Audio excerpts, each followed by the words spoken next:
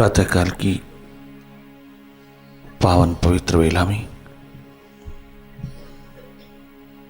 इस सत्संग की पावन धारा में बैठ कर के हम भीतर की ओर अपने मन मंदिर की ओर चलें। बाहर की दोनों आंखें मूंदती भीतर की राह पर उतर जाना। मेडिटेशन के इस प्रोसेस में कुछ करना नहीं, केवल देखते रहना। अपनी ओर से कोई कल्पना, कोई एडिशन, कोई प्रयास, कोई यत्न नहीं करना। मौन पूर्वक शांत अवस्था में अपने भीतर की राहों पर प्रतीक्षारत रहना, केवल देखते रहना। साक्षी दृष्टा होकर की न्यूट्रल एनर्जी होकर के देखना, अपने स्वभाव में रहना, अपने स्वभाव में स्थित हो जाना और देखते रहना।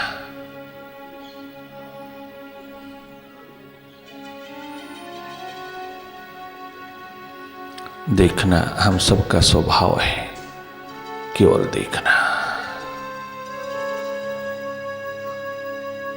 दिल के आईने में है तस्वीरें यार, जब जरा गर्दन झुकाई देख ली, जब जरा सुरती जगाई देख ली।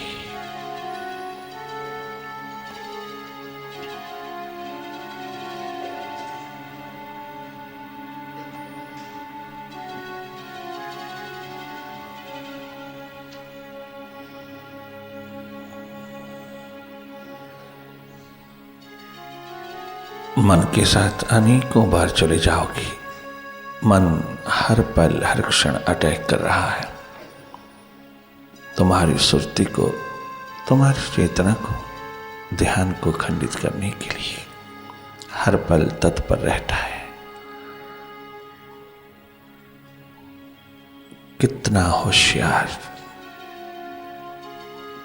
कितना अपॉर्चुनिस्ट, कितना बड़ा डिप्लोमेट। इस मन की माया को देखते रहना, लगातार देखते रहना और विचार दशा से भाव दशा की ओर उतरते ही तुम अपनी प्यास में पुकार उठा लेना।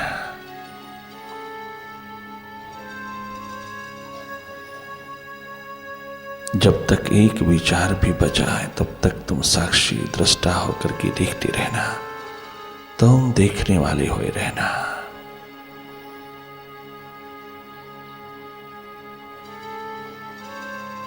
कहीं खो न जाना, कहीं लिप्त नहीं होना, पुनः पुनः जागना, तुम जागे रहना।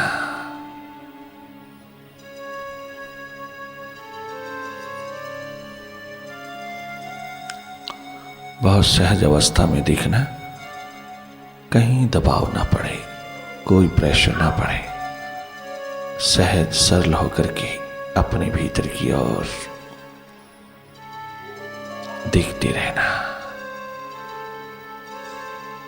अंधेरे कितने भी गहरे हो, कितने भी गहन हो, तुम देखते रहना।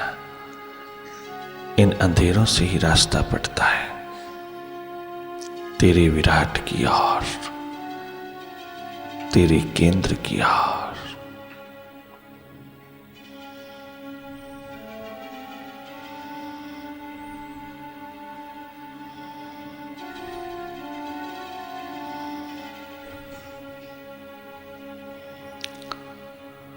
मौन पूर्वक जागे जागे देखते रहना। मेडिटेशन के प्रोसेस में कोई किसी प्रकार के शब्द का, नाम शब्द का, गुरु मंत्र का, किसी भी मंत्र का उच्चारण नहीं करना। मेडिटेशन के प्रोसेस में तुम शांत, मौन, सहज होकर के देखते रहना भीतर की गतिविधि को। तुम्हारा जाप अजप्पा बनता चले, तुम्हारा सुमिरन साधना स्वरूप होता चले, तुम्हारा बोलना मौन होता चले। मौन एकमात्र मौन, मौन पूर्वक भीतर के नाद को सुनते चले जाना। जब जब गूंजे, जब जब उतरे, किसी का अरूप स्वरूप उतरे, तुम देखते रहना। भीतर के शाश्वत संगीत को, अनहद नाद को सुनना। तो मौन हो जाना तो वो भीतर उतरता चला जाएगा। मन का मौन एकमात्र घटित होता है उस समय जब तुम मन से हटते हो, तुम मन के प्रति जागते चले जाते हो, तुम साक्षी दृष्टा होकर की भीतर के प्रति देखते चले जाना। तेरे सामने जो जो भी उतर रहा है उसको देखते रहना। जो जो घटित हो रहा है भीतर की टैली पर तुम देखते रहना।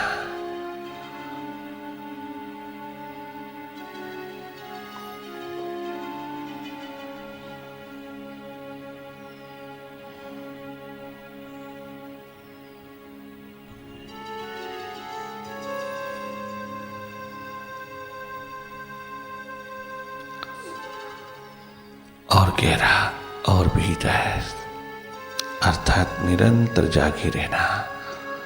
अंधेरे अपने आप पतले होते चले जाते हैं। सब टेंशन, स्ट्रेस विदा होते चले जाते हैं।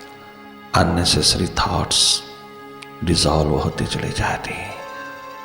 जो जो तो भीतर की ओर मुड़ता है, जो जो तो अपना स्वभाव, अपना जागा, अपनी अवेयरनेस संभालता है, तेरे भीतर का तल स्वस्थ होता जाता है। हाई ब्लड प्रेशर, हाइपरटेंशन अपने आप कटती चली जाती है। कोई किसी प्रकार का भी मनोरोग तुझे छू नहीं पाएगा। और तेरी उठती हुई प्यास प्रभु प्राप्ति की, सेल्फ रियलाइजेशन की, निरंतर आकाश को छूती चली जाएगी।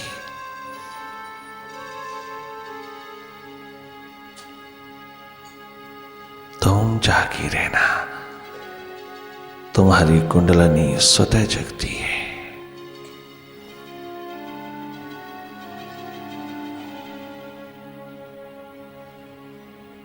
हर विचार को देखते रहना, मन की एक्टिविटी को देखते रहना, मन की गति को देखते रहना। अपने मन को कहीं लगाने की, जोड़ने की, मोड़ने की कोशिश न करना। कोई कोशिश नहीं करना। तुम अपने स्वभाव में रहना। कूटस्थ, न्यूट्रल, निष्पक्ष, निरपेक्ष, साक्षी, साक्षी दृष्टा, शिव नेत्र होकर के देखना। तुम अपने स्वरूप में रहना, अपने स्वभाव में रहना। मन का डावाडोलपन देखते रहना, मन की गति देखते रहना, मन के प्रति जागे रहना। तुम जागे जागे भीतर की हर स्थिति को देखते रहना।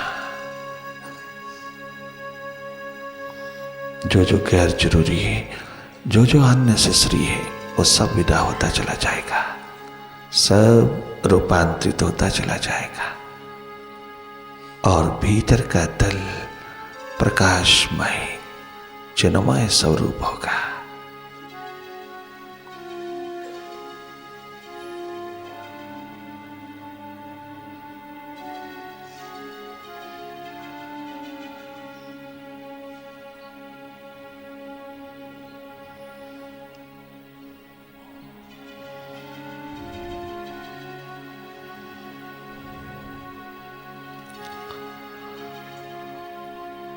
ओ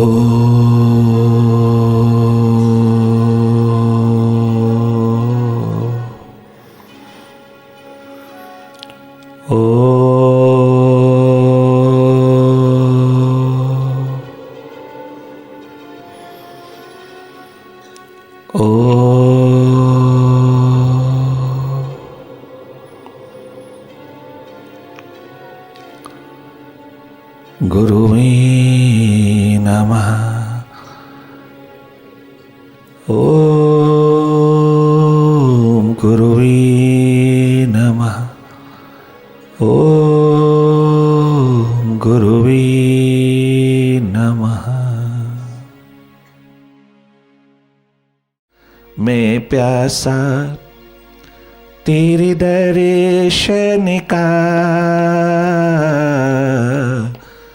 मैं प्यासा तेरे दर्शन का, मैं प्यासा तेरे दर्शन का, मैं प्यासा तेरे दर्शन का। छोड़े आया मैं, छोड़े आया मैं, छोड़े आया मैं दर इस मन का। छोड़े आया मैं, छोड़े आया मैं, छोड़े आया मैं दर इस जग का। मैं प्यासा तेरे दर्शन का, मैं प्यासा तेरे दर्शन का, मैं प्यासा तेरे दर्शन का।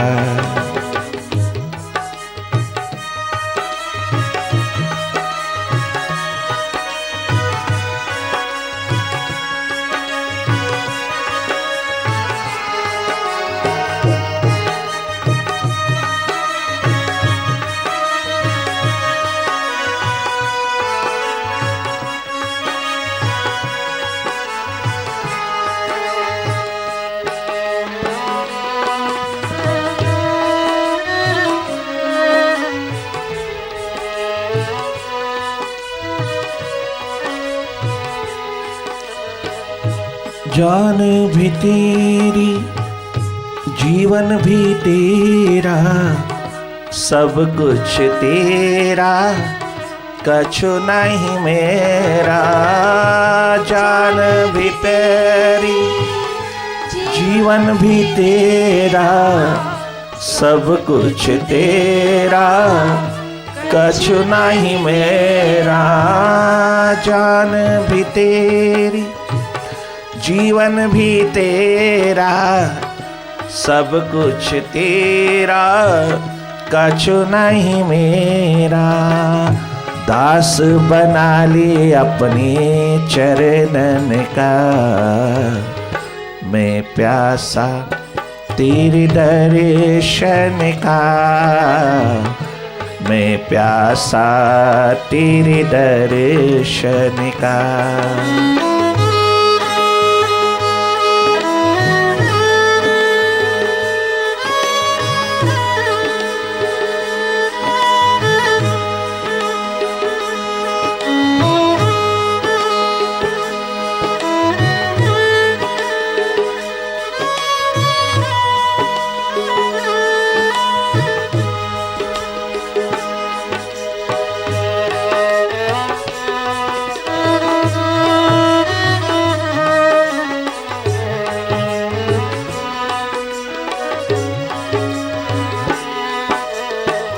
तूने तो लाखों पापी तारे, मैं जानू गर मुझको भी तारे। तूने तो लाखों पापी तारे, मैं जानू गर मुझको भी तारे। हाँ, तूने तो लाखों पापी तारे, मैं जानू गर मुझको भी तारे। तूने तो लाखों पापी तारे, मैं जानू गर मुझको भी तारे। लिया है सहारा तेरे चरणन का, मैं प्यासा तेरे दर्शन का, मैं प्यासा तेरे दर्शन का, मैं प्यासा तेरे दर्शन का, मैं प्यासा तेरे दर्शन का।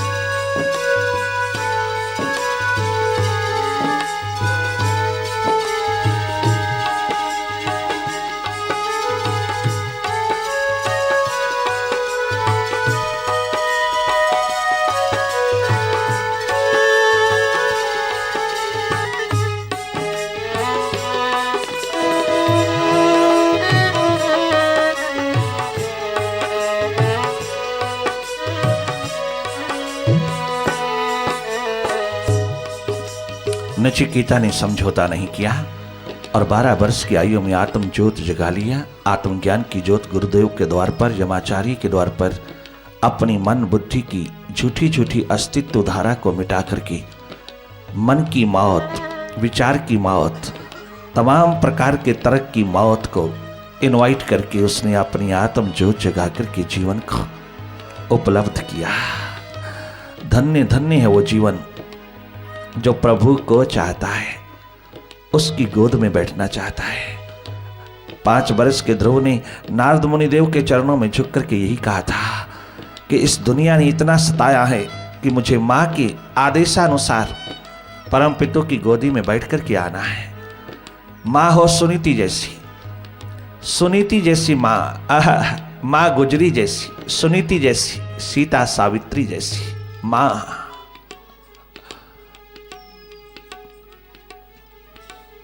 माँ हो तो सुनीति जैसी, माँ हो तो भुवनेश्वरी जैसी, जो नरेंद्र को 18 वर्ष के बालक को हाथ से पकड़ करके गुरु के हवाले कर रही है, रामकृष्ण परमहंस के चरणों में भेंट कर रही है।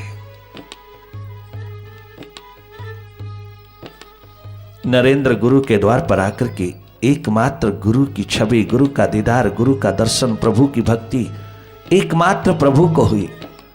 चाहने की प्यास में डूब करके विवेकानंद हो गए।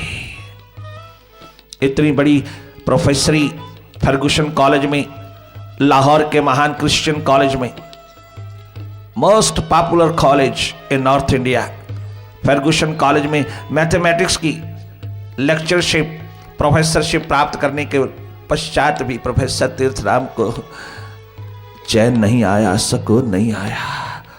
इतनी बड़ी शान और शौकत की नौकरी को ठोकर मार करके दोनों बच्चे परमात्मा के हवाले करके, मां और सास को नहीं, परमात्मा के हैं, परमात्मा को, आकाश को उसके हवाले करके, और पत्नी को मां बना करके सुशीला को चल दिए प्रोफेसर तीर्थराम, जो दुनिया में स्वामी राम तीर्थ के नाम से दीप्यमान हुआ है। किसको चाहा? उसको, उस एक को जिसकी प्यास में सारे जीवन को, जिसका जीवन था उसी के हवाले किया। हम सब मौत के हवाले करते हैं अपनी जिंदगी को, उन्होंने हवाले किया परम पिता को, उस नियंता को, निर्माता को, जिसने भेजा उसी की गोदी में पहुंचे, उसी को दिया वापस, जिसने ये चदरिया दिया उसी के द्वार पर वापस लौटाया, ना कि यमराज के हाथों दिया, ना कि मौत के हाथों दिया।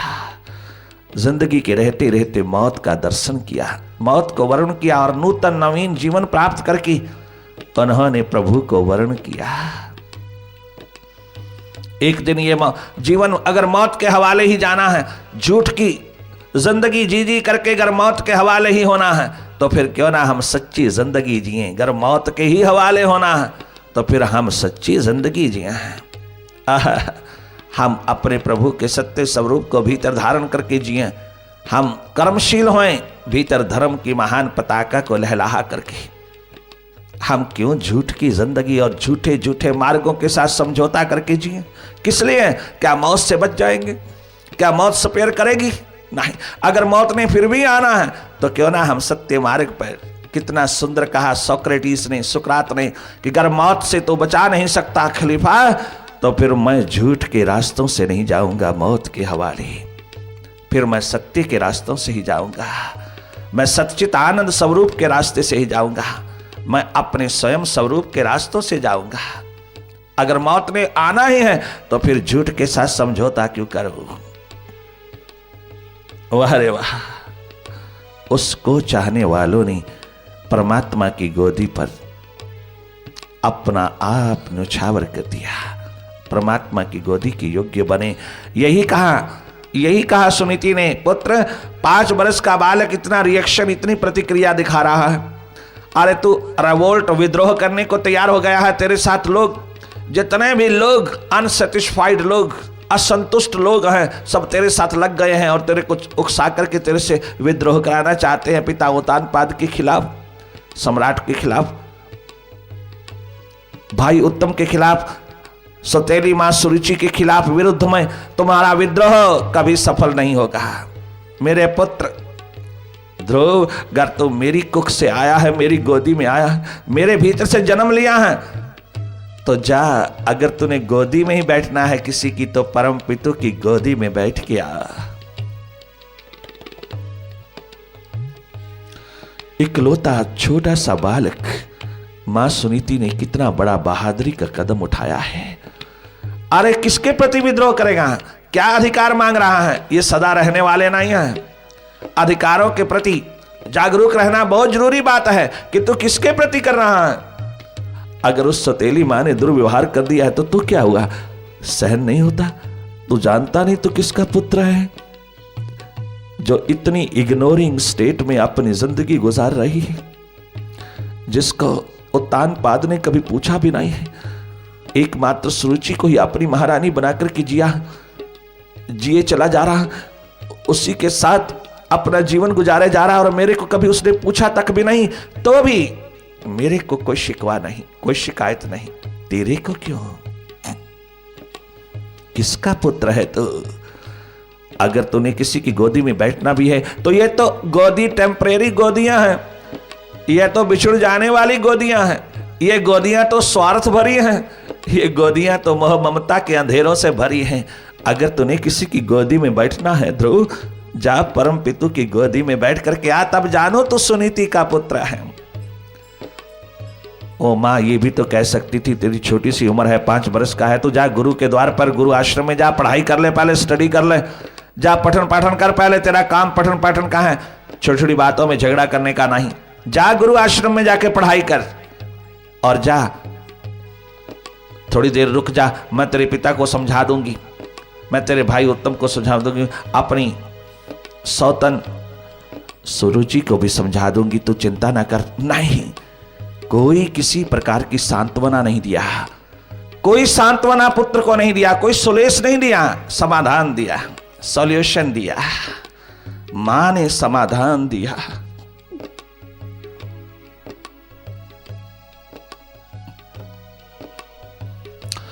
पांच वर्ष के बालक को दलहीस पर खड़े होकर के विदा करती है, और नारद मुनिदेव के चरणों में, गुरुदेव के चरणों में सर झुका करके सदा के लिए वो प्रभु प्राप्ति की साधना में, मेडिटेशन में उतर गए। 6 महीना के अंतर्गत नारायण भगवान ने अपनी गोदी में ले लिया और सदा के लिए अमर कर दिया। कहानी बहुत लंबी है, हमारा कहने का तात्पर्य इतना ही है कि उसको चाहने वाले सदा आबाद रहते हैं, और उससे चाहने वाले पद पदार्थ प्राणी पैसा प्रतिष्ठा भिखारी बने रहते हैं, और भिखारी ही बनकर के मर जाते हैं। भिखारी, दरिद्रता, गरीबी, भिखारीपन लेकर के मरता है, चाहे कितने बड़े शिखरों के मालिक हो। उन सब ने प्रभु के द्वार पर यही कहा। देखना भाई मंच को गुरु अर्जन देव के द्वार पर पहुंचा है, लैंडलॉर्ड, जमींदार, सब कुछ उसके नाम पर कुर्बान करके पहुंचा है, और अपने